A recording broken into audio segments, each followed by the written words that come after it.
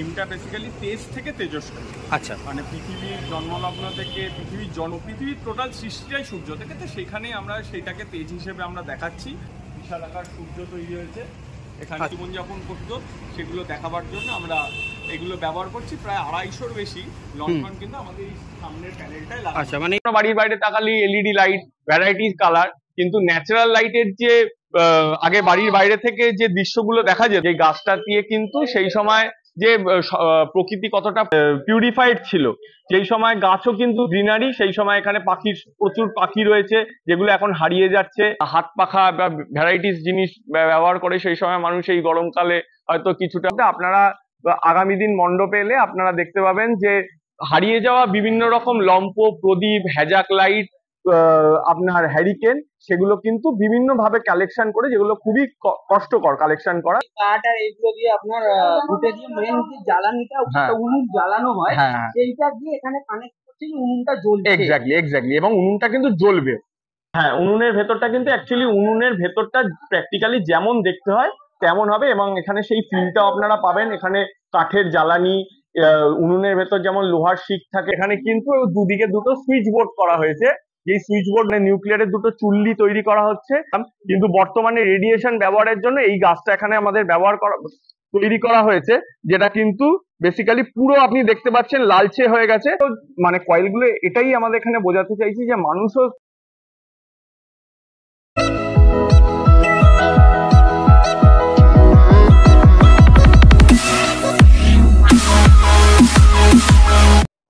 Hello everyone, welcome to our channel छोटा city बड़ा धमाका। हर एक कृषि जरूरी होता है। এখন আমি আছি টালা অঞ্চলে আরেকটা পুজো, টালা পল্লী। তোমরা হচ্ছে সাধারণ দুর্গোৎসব। এবারে টালা পল্লী সাধারণ দুর্গোৎসবের ৭৮তম বর্ষ। এবারে থিম হচ্ছে কিন্তু তেজস্ক্রিয়। ঠিক আছে, চলো প্যান্ডেলের ভিউটা কিরকম হচ্ছে এবং কি কি ম্যাটেরিয়াল দিয়ে করছে একটু দেখে নিই আমরা। দাদা, আপনার নামটা যদি একটু বলেন। আমার নাম অনুভব দত্ত। আচ্ছা, আমি এই পুজোর সঙ্গে দীর্ঘ 14 বছর ধরে যুক্ত আছি এবং আমার এই পাড়াতেই জন্ম। আচ্ছা, টালাপল্লীর এখানেই আপনার জন্ম? হ্যাঁ, টালাপল্লীর এখানেই পাড়াতেই আমার জন্ম। আমি এবছর আমাদের থিম হলো তেজস্ক্রিয়। এখানে থিমটা বেসিক্যালি তেজ থেকে তেজস্ক্রিয়। আচ্ছা, মানে পৃথিবীর জন্মলগ্ন থেকে পৃথিবীর জন্ম যেভাবে, সূর্য যেখানে যার তেজই কিন্তু পৃথিবীর সৃষ্টির অন্যতম কারণ, সেই সূর্যকে ব্যবহার করে আমরা তো আজকে সভ্যতা তৈরি হয়েছে এবং মানুষ আগুনের ব্যবহার শিখেছে। পৃথিবীর মানুষের জন্ম, পৃথিবীর টোটাল সৃষ্টিটাই সূর্য থেকে, তো সেখানেই আমরা সেইটাকে তেজ হিসেবে আমরা দেখাচ্ছি। এখানে মণ্ডপে আপনি দেখতে পাবেন প্রথমে আমাদের একটা বিশাল আকার সূর্য তৈরি হয়েছে এখানে। আচ্ছা, সূর্য তৈরি করা হয়েছে, যেই তেজটায় কিন্তু এখানে আমরা মণ্ডপের প্রথমেই রেখেছি, এবং তারপরেই কিছু যেগুলো এখন বর্তমানে হারিয়ে গেছে সেরকম লণ্ঠন। আচ্ছা, এই বেসিক্যালি এই লণ্ঠনগুলো এখন মানুষ ব্যবহার করে না, কারণ মানুষের এখন সব জায়গাতেই বিদ্যুৎ পৌঁছে গেছে। এগুলো ট্র্যাডিশনাল অয়েল, তেল এগুলো দিয়ে ব্যবহার হতো। এইগুলো আমরা হারানো জিনিসগুলো আমরা ফিরিয়ে এনেছি, মানে সেই সময় মানুষ কিভাবে জীবনযাপন করতো সেগুলো দেখাবার জন্য আমরা এগুলো ব্যবহার করছি। প্রায় 250-র বেশি লণ্ঠন কিন্তু আমাদের এই সামনের প্যানেলটাই লাগানো। আচ্ছা, মানে এই পুরো সামনের পোর্শনটাই থাকছে। 45 ফিট বাই 23 ফিট স্ট্রাকচারটা দেখছেন, পুরোটাতেই এই 250 লণ্ঠন থাকে। আচ্ছা আচ্ছা আচ্ছা আচ্ছা, এবার আস্তে আস্তে একটু ভেতরে প্রবেশ করি। মণ্ডপের ভিতরে প্রবেশ করে এখানে আমরা যেহেতু আমাদের কাজ চলছে এবং লাইটেরও কিছু ফিটিংস আছে বলে একটু অন্ধকার দেখতে পাবেন।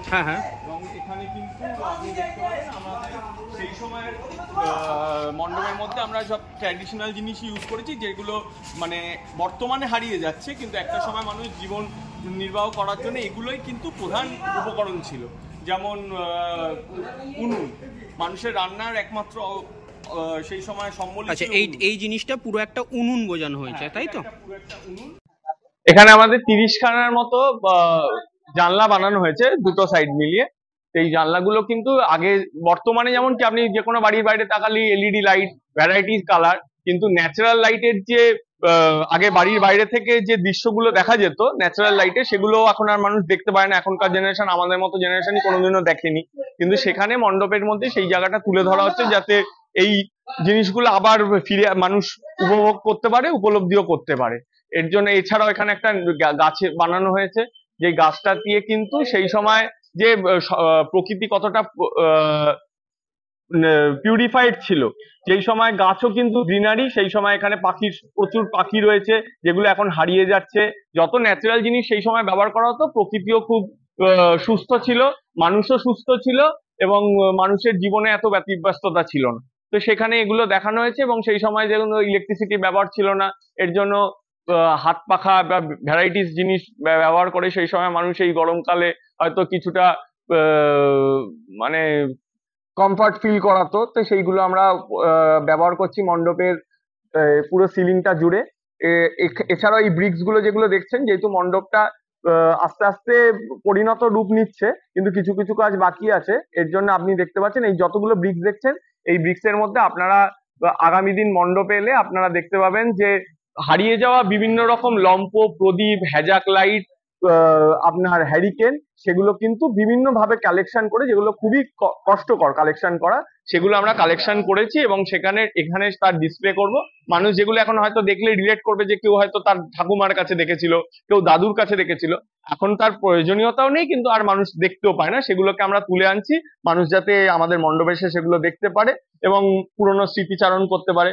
এছাড়াও এই পুরো তলার প্যানেলটায় কাঠের গুঁড়ি দিয়ে বিভিন্ন কাজ আছে, যেটা কিছুটা আমাদের বর্ণনা করছে এইভাবে যে কাঠ থেকেই সেই সময় কিন্তু এই যে মানুষের যেহেতু খুব লিমিটেড অপশন, সেখানে উনুনটা জ্বালাবার জন্য কিন্তু কাঠের ব্যবহার করতে, এবং কাঠ ঘুঁটে মাটি এগুলো ব্যবহার করে এই উনুনটা কিন্তু সেই সময়ের যে ব্যবহারের একটি মোক্ষম জিনিস, সেটা কিন্তু এখানে তুলে ধরা হচ্ছে। মানে মূলত এই কাঠ আর এইগুলো দিয়ে আপনার ঘুটে দিয়ে মেন যে জ্বালানিটা, হ্যাঁ, উনুন জ্বালানো হয়, হ্যাঁ, সেইটা দিয়ে এখানে কানেক্ট করছে যে উনুনটা জ্বলছে। এক্স্যাক্টলি, এবং উনুনটা কিন্তু জ্বলবেও। এবং পরের যে পার্টটা আপনারা হয়তো এখনো কিছুটা ইনকমপ্লিট আছে, কিছুটা মানে বেশ অনেকটাই ইনস্টলেশন ইনকমপ্লিট আছে, হয়তো 2-3 দিনের মধ্যে সেগুলো আরো বেশি মানে কমপ্লিট হয়ে আসলে আপনাদের অনেক কিছু দেখাতে পারবো। হ্যাঁ, উনুনের ভেতরটা কিন্তু অ্যাকচুয়ালি উনুনের ভেতরটা প্র্যাকটিক্যালি যেমন দেখতে হয় তেমন হবে, এবং এখানে সেই ফিলটাও আপনারা পাবেন। এখানে কাঠের জ্বালানি, উনুনের ভেতর যেমন লোহার শিক থাকে, সেই সমস্ত কিছু ব্যবহার করা হচ্ছে। উনুনে কিন্তু লাইট এফেক্টসটা এমন ভাবে ইউজ করা হচ্ছে যাতে দেখলে বাইরে থেকে বা মানুষ এখানে ভেতরে ঢুকলে ফিল করবে যে উনুনটা জ্বলছে। এখানে কিন্তু সেইভাবে আমাদের লাইট গুলো ব্যবহার করা হয়েছে। এছাড়া এই ঘরে কিন্তু একটা বিরাট বড় ট্রানজিশন আছে, যে ট্রানজিশনটা হয়তো আর 1-2 দিন বাদে আপনাদের সকলকে উপহার দিতে পারবো। আমাদের যেহেতু মহালয়ার পরের দিন 22 তারিখ ওপেনিং, ফলে আমরা মোটামুটি রেডির দিকেই যাচ্ছি, কিন্তু এই ঘরটায় ইনস্টলেশন পার্টটা বাকি রয়েছে। এখন আপনারা কিছু কিছু ছোট ছোট জিনিস ইনস্টলেশন দেখতে পাবেন, যে একটা জাইগান্টিক সাইজের এখানে কিন্তু দুদিকে দুটো সুইচ বোর্ড করা হয়েছে, যে সুইচ বোর্ড গুলো কিন্তু বর্তমান লাইফ, এই যে ট্রানজিশনটা হচ্ছে সাধারণ জীবনযাপন ন্যাচারাল ইউজেস গুলোর থেকে ইলেকট্রনিক্স ইউজ, এবং সেখান থেকে যেটা আমাদের থিম এবার বেসিক্যালি তেজ থেকে তেজস্ক্রিয়। আপনার বাইরে যে সূর্য থেকে শুরু করেছিলাম তেজ, এবং এই রুমটায় কিন্তু আমরা এখানে নিউক্লিয়ার অব্দি এসে এখানে নিউক্লিয়ারের দুটো চুল্লি তৈরি করা হচ্ছে, যেখানে মানুষের কিন্তু সেই তেজ থেকে তেজস্ক্রিয় অব্দি মানুষের যে ট্রান্সফরমেশন, এটা পুরোটা পার্ট বাই পার্ট দেখানো হচ্ছে। যেমন বাইরে একটা গ্রিন গাছ দেখালাম, কিন্তু বর্তমানে রেডিয়েশন ব্যবহারের জন্য এই গাছটা এখানে আমাদের তৈরি করা হয়েছে, যেটা কিন্তু বেসিক্যালি পুরো আপনি দেখতে পাচ্ছেন লালচে হয়ে গেছে। এর মধ্যে কিছু মেকানিক্যাল পার্টের ইনস্টলেশন আছে, যেগুলো কিন্তু পুরোপুরি অ্যাক্টিভ থাকবে, মেকানিক্যাল পার্ট গুলো কাজ করবে।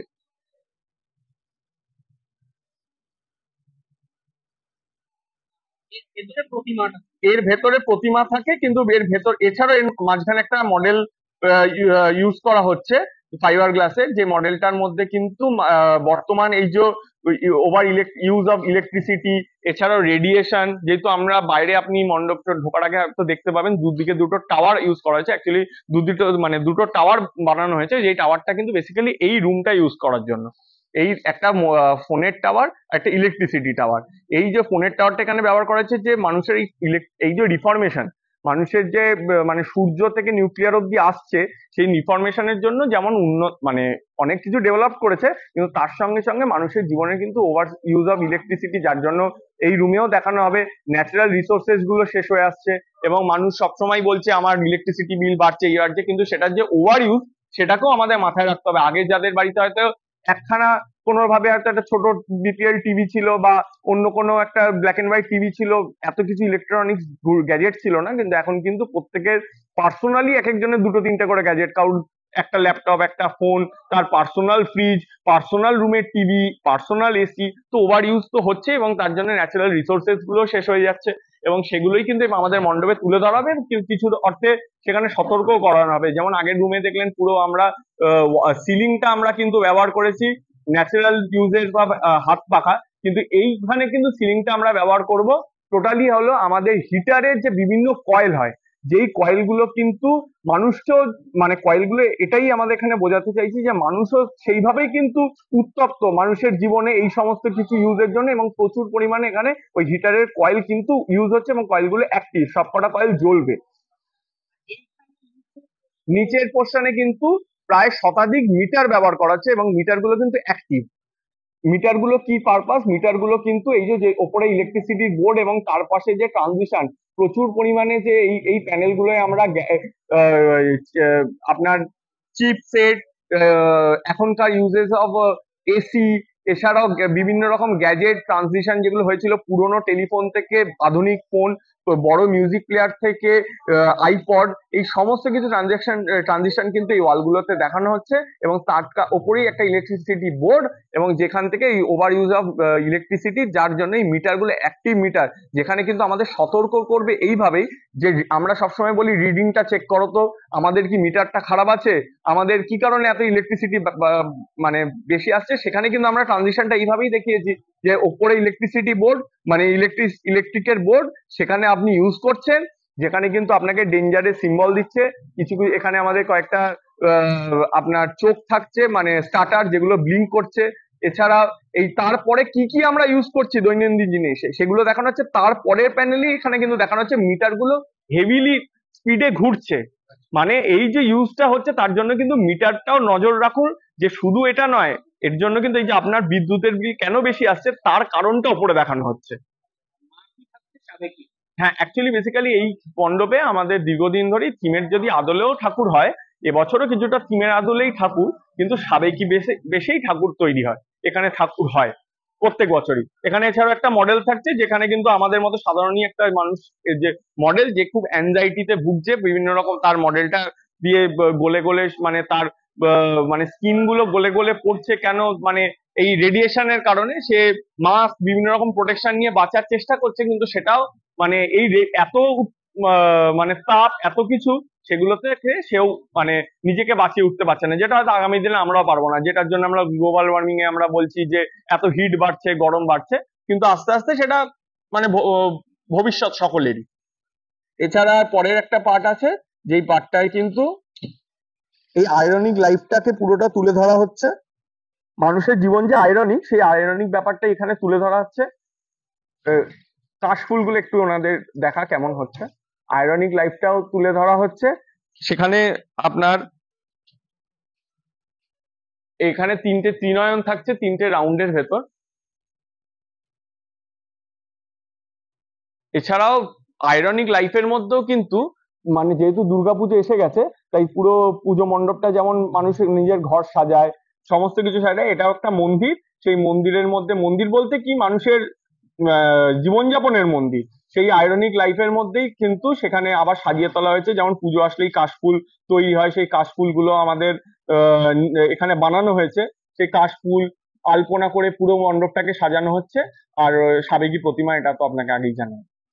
মোটামুটি সাধারণ দর্শনার্থীদের জন্য কবে থেকে উদ্বোধন? এটা আমাদের এই মণ্ডপটি মোটামুটি এক্সপেক্টেড 22 তারিখ কিন্তু ওপেনিং হচ্ছে, তো 22 তারিখ সন্ধ্যের পর থেকেই মোটামুটি 8টার পর থেকেই সাধারণ দর্শনার্থীদের জন্য মণ্ডপ খুলে দেওয়া হবে।